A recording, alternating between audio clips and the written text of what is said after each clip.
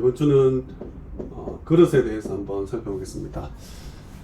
서밋 타임, 서밋 자세, 서밋 그릇 메시지로 이제 받았는데, 서밋 타임은 우리 시간을 정하는 거죠. 아침 나팜, 삼집중, 힘을 얻고 모든 걸 기도로 연결하고 답을 찾아라. 그리고 서밋 자세는 세팅이다. 뭐 아는 사람들이 내게 몰려오고 내가 빛을 비추고 소통할 수 있는 이게 세팅이 돼야 되는 자세다. 우리 한 2주 전입니까? 태도가 곧 성취다라는 말씀을 함께 나눴었죠. 오늘은 그릇입니다. 그릇은 삼응답이라 해서 우리가 잘합니다. 문제는 답이요, 갈등은 갱신이요, 의기는 기회다.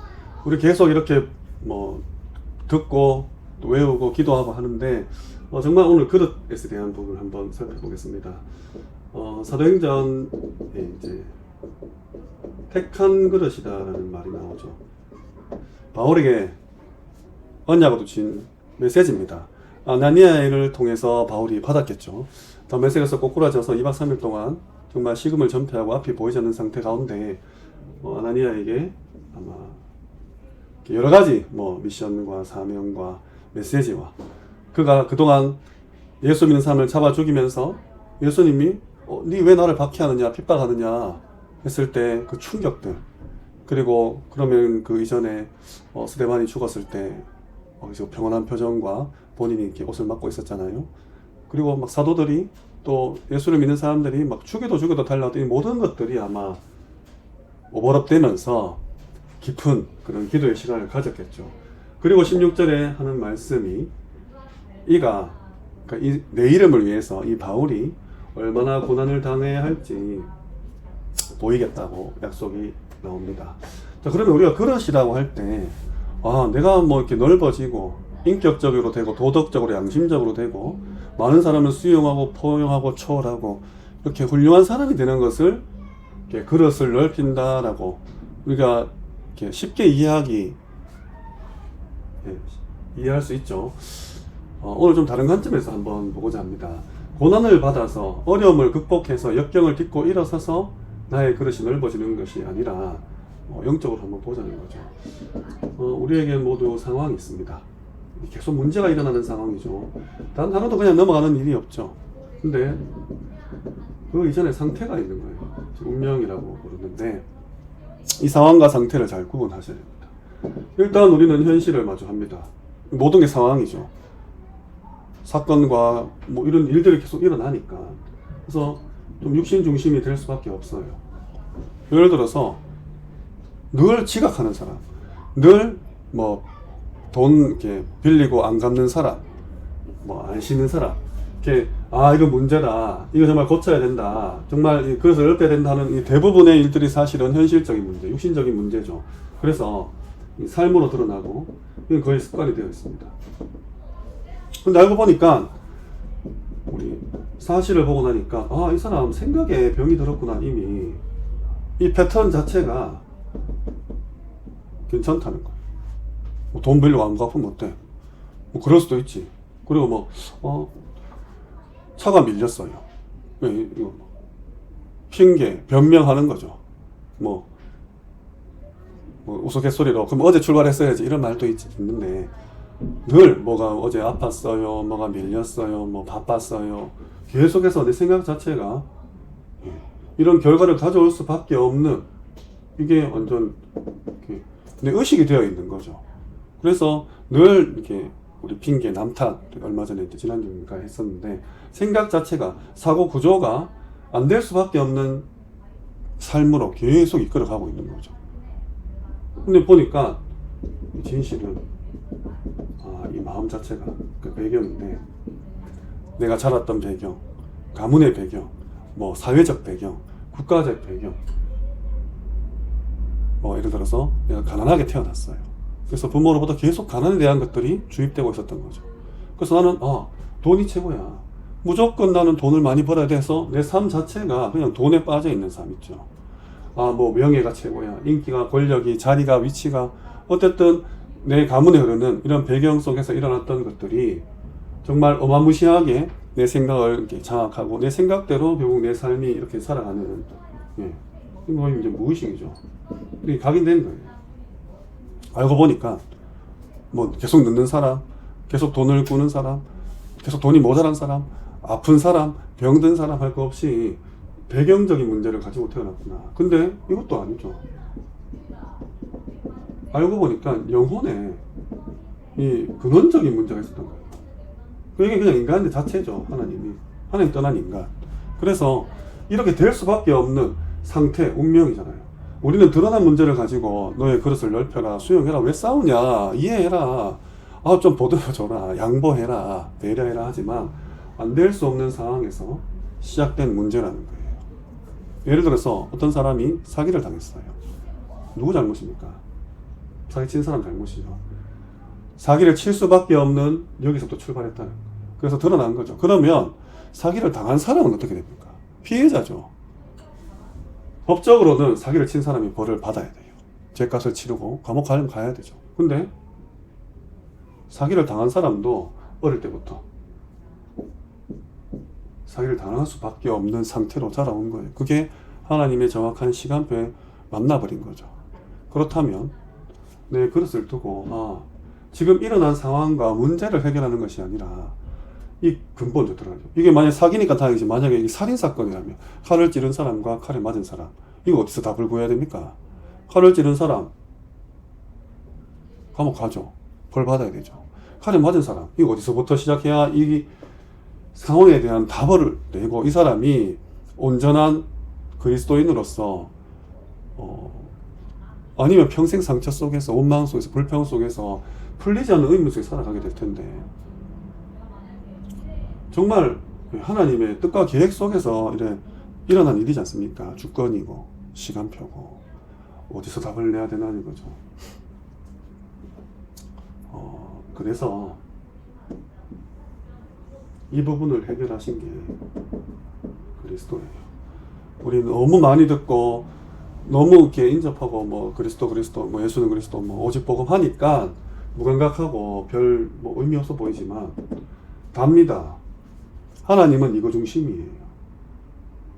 억만제약 가운데 하나님을 떠난 죄로 저주와 도저히 불가능, 희망 없는 상태에 이 부분을 건드리는 게 우리가 가진 복음이라는 거예요. 우리가 가진 복음은 그리스도 만나면 너의 상황 문제 이거 해결돼. 너가 가문의 저주와 재앙이 끊어져. 너 병이 나. 너 다시 부자가 돼. 너 좋은 대학 가. 절대 아닙니다. 그리스도는 그렇게 오신 게 아니죠. 그리스도는 이것 때문에 오셨잖아요. 인간을 구원하시기 위해서. 하나님을 떠난 근본 문제를 해결하기 위해서. 사망 권세를 깨뜨리기 위해서 오신 거죠. 부활주일인데 제대로 우리가 붙잡아야 됩니다. 제대로 붙잡아야 돼요. 정말 자녀에게 복음이 바로 전달돼야 됩니다. 너무 이게 육신적인 걸로 우리 응답을 받아서 그리스도 받은 축복으로 착각하는데, 아니 그러면 뭐 내가 암 환자인데 그리스도 만나면 무조건 암이 해결될 수도 있고 안 될 수도 있죠. 하나님이 은혜 주시고 긍휼을 여기셔서 시간표가 맞으면 내가 낫는 거 아니면 안 나아요. 그럼 안 나으면 복음이 아닙니까? 아니죠. 그건 그냥 현실이잖아요. 내 상황을 해결해 주러 오는 게 아니죠, 그리스도가. 바울 같은 경우는 얼마나 힘들었습니까? 사단의 가시라고 표현할 만큼 이것이 내게 떠나기 위해서 3번을 간절히 기도했는데, 하나님 네 은혜가 네게 족하다. 그리스도가 네 약한 데서 온전해진다. 그래서 나는 약할 때고 강합니다. 이렇게 고백을 했지 않습니까?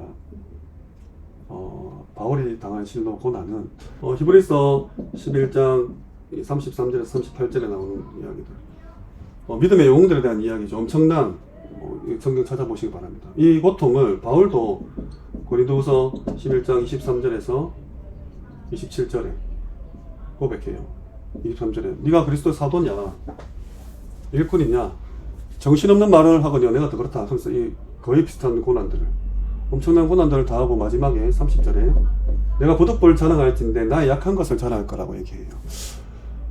고난을 받아서 그릇이 넓어진다는 게 아닙니다. 하나님이 쓰시고자 하는 대로 나를 내어드리는 그 그릇을 말해요. 안 그러면 내 인격으로 절대 안 되죠. 어떻게 남을 품습니까? 뭐 부부끼리도, 뭐 자녀와 부모 간의 친구끼리도 안 되죠. 우리가 한 개인의 이 영적 사실, 이렇게 될 수밖에 없는 배경과 환경과 근원적인 문제 속에서 이 사람이 고통을 당하고 있고, 나 역시 내 가문에 흐르는 영적 저주와 이 배경된 이 문제들이 만난 거예요. 그래서 내가 누군가를 수용하고 초월하고 포용할 수 있는 힘은 그리스도로 담나지 않고는 내게는 없어요. 절대로 인격적으로 품을 수 있는 것이 아닙니다. 당장 화가 나는데 어떻게 품습니까? 그래서 자녀를 대할 때도 마찬가지죠.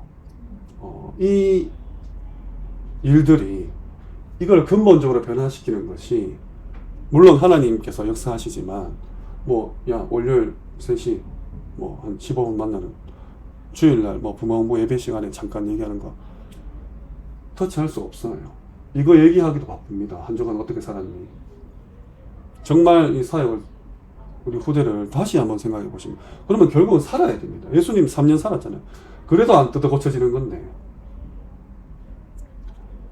가정에서 자녀와 함께하는 시간 동안 아이들이 다 봐요. 이 부분들을, 부모님의 이 부분들을 그대로 닮아 있습니다. 제가 5년 넘게 보잖아요. 어제 우리 학교 5주년이었잖아요. 정말 드러난 문제 속에서 자꾸 이렇게 헤매시면 안 되죠. 근본적으로. 그래서 여기에 틈타는 흑암세력과 영적 전쟁을 하는 거죠. 영적 세계라는 것, 그리스도라는 단어, 하나님 나라나 성령 충만 단어는 우리가 아는 것보다 아마 훨씬 더 깊을 겁니다. 이 그리스도 한 단어 몰라가지고 일평생을 여기에 소용돌이로 살아가는 사람들, 동성애하는 사람들, 범죄자들, 몸 파는 사람, 마약 환자들, 정신질환자들, 그리스도 단어 하나 몰라서 이 근본이 박살나서 근원이 완전 사단에게 매여 하나님 떠나버려가지고 일평생 좋은 일 하다가 죽음 맞이하고 결국 가잖아요. 결국 상태입니다. 본질적인, 근원적인, 우리가 불신자가 말하는 이 운명의 문제죠. 이 그리스도께서 이걸 박살내고 해방시키셨다는 거예요. 이 일에 하나님이 어떻게 쓰시거든, 어떤 환난과 역경과 고난이 기다리고 있든 나를 내어드리는 게 그게 그릇이라는 거예요. 그러면 이 그릇 갱신하지 못하면 어떻게 되느냐? 사도행전, 예수님이 부활하고 승천하시고 그 뒤에 사도의 행적을 기록한 거죠. 누가 했습니까? 의사가 기록했습니다. 이 누가라는 의사가 데오빌로 각하에게 보낸 편지예요. 근데 하나님 성경으로 채택하셨죠. 누가복음의 치유의 관점으로 예수님의 흔적을 다 보고 이 일을 소상히 본 내가 각하에게 편지 써야겠다 마음먹어서 보냈다 했어요. 그리고 사도행전에 데오빌로 각하에다가 데오빌로 여라고 했죠. 아마 둘 간의 관계가, 사이가 두 번째 편지에서 좀 복음으로, 언약으로 소통된 게 아닌가 생각합니다. 어쨌든 사도행전 1장 1절 그리스도와 하나님 나라 성령 충만을 이야기하면서 사도행전 2장에 베드로가 설교하죠. 명설교하죠. 3천 제자 돌아오죠. 3장에 안전병이 일어납니다. 이것 때문에 4장에 법정에 가게 돼요. 법정에서 다른 이로서는 구원을 받을 수 없다. 베드로 얼마나 당당합니까? 어부였는데, 누가라는 의사가 예수님의 제자로서 공생애 동안 함께 했던 이 베드로의 모든 모습, 배반하고 도망가고 부인하고 다 봤잖아요. 싸우고 말고 기자르고. 사도가 이제 승천하신 이후에 사도로서의 그런 행적들을 소상히 기록해서 각하에게 보내는 편지인데 그냥 썼겠습니까? 5장에 아나니아 삽비라 사건이 나오죠. 어떻게 됩니까? 죽잖아요. 베드로가 죽인 건 아닌데, 베드로가 네가 어떻게 성령을 속이느냐 하면서 그 사람들이 막 두려웠더라. 이때 베드로의 그림자만이라도 이렇게 스쳐 지나가려고 하는 그런 일들입니다. 그래서 유대인들이 가두죠. 가다내 천사가 빼내죠. 다시 붙잡죠. 그래서 공회에 섭니다. 법정에 서고 공회에 서서 하나님 말 듣는 게 너가 말 듣는 것보다 옳은가 보라. 우리 하나님께 순종한 게 더 옳다. 그래서 막 범인으로 하는데 아주 똑똑한 말을 하죠. 이때 가말리엘이라는 그 율법 교사가 얘기하잖아요. 왜? 드다 400명 없어지고 유다 그도 소멸하고. 예수 믿는 이 무리들도 하나님 보실 때 아니면 자멸할 것이다. 그래서 나와서 성전에 있든 집에 있든지 예수를 그리스도 가르치고 증거를 그치지 않더라. 어마어마한 3천 제자 일어나죠. 막 법정에 기적 일어나죠. 어쩌면 신났을 수도 있죠. 그리고 6장에 이 헬라파 유대인들, 이 당시는 그 구제가 굉장히 중요했어요. 왜냐하면 사람들이 막 몰리고 가난한 사람이 많았기 때문에 이렇게 서로 재산 나누고 자기 거라 오기지 않았다 했잖아요. 통용했다 했지 않습니까?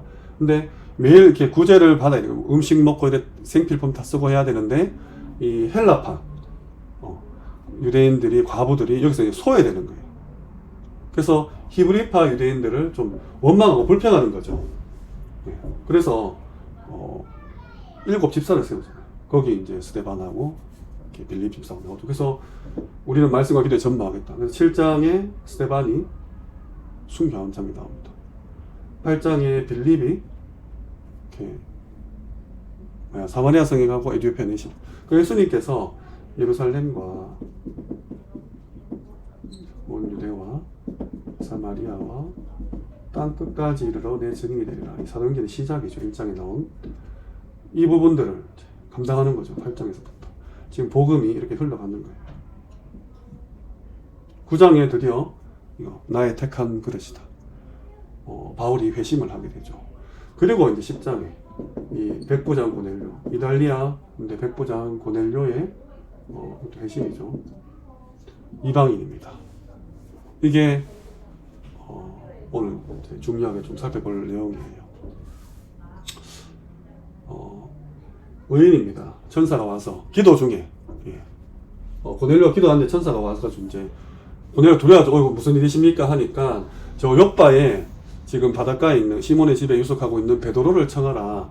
그리고 이틀 뒤에 그래서 고넬료가 사람을 보내거든요. 이틀 뒤에 베드로도 이제 지붕에서 기도하는데 환상 중에 우리 자칭 불결하다고 생각하는 음식을 보자기에 써서 싸서 내려보내서 먹어라. 안 됩니다. 먹어라. 안 됩니다. 내가 거룩하다는 걸 네가 더럽다고 하지 말라. 3번 일이 있은 후에 올라가잖아요. 보자기가. 그래서 이게 무슨 일이지 하는데 고넬료가 보낸 사람들이 집 앞에서 문을 두드리는 거예요. 그래서 베드로하고 만납니다. 내가 그다. 이런 일이 있어서 초청합니다 해서 베드로가 가요. 베드로가 고넬료 집에 가니까 고넬료가 막 벗은발로 나와서 절합니다. 그러니까 베드로가 일어나라. 나도 같은 사람이다. 그래서 하는 말이 너 유대인이 이방인과 함께 이렇게 식사하고 이렇게 대화하고 이런 거 금지된 거 알지 않냐? 이런 엉뚱한 소리를 해요. 근데 내가 환상 때문에 이렇게 왔다. 고넬료는 뭐라 대답합니까? 나도 그런 환상 계속 초청을 한 거고 와줘서 너무 감사하다면서 자 우리는 지금 다 말씀을 받기 위해 하나님 앞에 서 있더랬다는 얘기예요. 베드로 앞에 서 있는데 하나님 앞에 서 있다. 그래서 베드로가 말씀 증거하고 성령 임재하고 그 지역에 사도행전 2장에 일어났던 그 일들이 또 이때 일어났던 일들이 이제 반복해서 일어나죠. 이 일로 예루살렘 교회가 본교회죠. 굉장한 회의가 일어납니다. 왜 네가 이방의 집에 가서 밥을 먹었냐? 이 사건이죠. 베드로는 변명합니다. 11장에 보면 베드로의 변명이 나와요. 이런 일이 있었고 이런 환상이 있었고 이래서 이렇게 어쩔 수 없이 먹었습니다.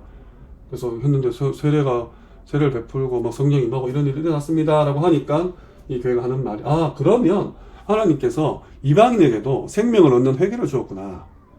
예수님께서 말씀하신 땅 끝까지 증인되는 게 이때구나 라고 얘기한 게 아니라 이 그릇 자체가 회개할 수 있는 생명을 얻을 수 있는 그런 기회를 주었거나 이래요. 그리고 18절까지 얘기했다고 나오면 18절에 그리고 19절에 그때에 하나님의 시간표죠. 스데반의 환란을 일어났던 일로 안디옥 교회가 세워지고 12장에 베드로가 헤로당에게 잡혔다가 풀려나고 15장에 이 일 때문에 공회 앞에서 다시 한번 증언하는 일이 생겨요. 그리고 베드로는 안 나옵니다. 그렇다면 여기서 누가 기록했잖아요. 예수님의 수제자 오다가 이 기점으로 여기서 누가 볼 때 하나님이 바울을 쓰시는구나. 예수님하고 같이 다니지도 않았는데 이방 선교로 하나님께서 계획을 튼 것을 여기서 누가 본 거죠. 그리고 기록으로 남긴 겁니다. 근데 실제로 9장 15절에 이방인과 임금들과 이스라엘 백성들을 위해서 내 이름을 증거하기 위해서 택한 나의 그릇이라 했어. 바울은 이거를 분명히 처음부터 미션을 잡았을 겁니다. 바울은 누구보다 유대민족을 사랑했죠. 왜냐하면 모세처럼 내 이름이 여기서 빠져도 하나님 우리 민족 구원해달라는 사람인데 모세처럼 이방인에 대한 언약 우리 갈라디아 2장 10절에 내가 그리스도와 함께 못 박혔나니 그런즉 내가 사는 것이 아니요 하나님의 아들을 믿는 믿음에서 산다는 그 고백 이전에 11절부터 19절까지 보면 베드로 게바죠. 게바에 대한 책망이 나옵니다. 이방인들과 이 사건 이후에 식사하고 이렇게 하는데 야고보 그 무리들이 오니까 눈치 보면서 싹 빠지는 거예요. 그래서 어떻게 네가 이방 선교를 두고 이렇게 행동하냐에 대한 부분, 율법과 믿음에 대한 그러면서 나온 고백이 나는 죽었다 했습니다. 내가 생각하는, 내가 만드는 그릇은 하나님이 쓰시고자 그대로 내어드리는 거예요. 인격적으로, 윤리적으로 도덕 맞습니다. 지금 선교대 이제 얼마 안 남았죠. 정말로 나의 이 그릇이 문제가 답이 됩니까? 이 문제를 보면 그리스도가 답이 되는 거예요. 정말 답입니다. 어떻게 갈등이 왔어요? 갈등들이 와요. 어떻게 갱신합니까? 복음 증거 섬겨놓고 갱신되는 거예요. 뭐 윤리 도덕적으로 당연히 포함되는 부분이죠. 내가 내 자녀를 놓고 갈등이 왔어요. 이걸 이해한다면 내가 미안해야 됩니다. 내가 이런 사람으로 살아와가지고 이런 배우자를 만나서 이런 배경 속에서 너를 키웠고 이렇게 생각하도록 네 사고의식이 되도록 생활하도록 네 삶을 내가 이렇게 만들었구나. 내가 갱신했구나.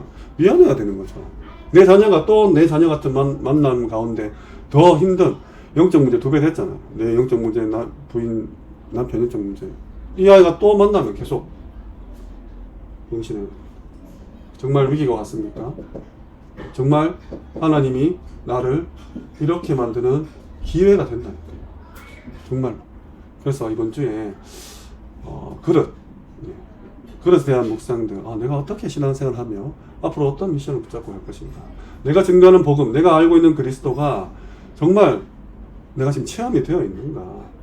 내 상황만 해결하려고 여기서 벗어나려고 발버둥 치는 그리스도가 아니라 내 운명 저주 사주 팔자 상태 자체를 바꾸는 근본적인 본질적인 하나님의 은혜의 복음을 내가 어떤 그릇에 담고 있는가.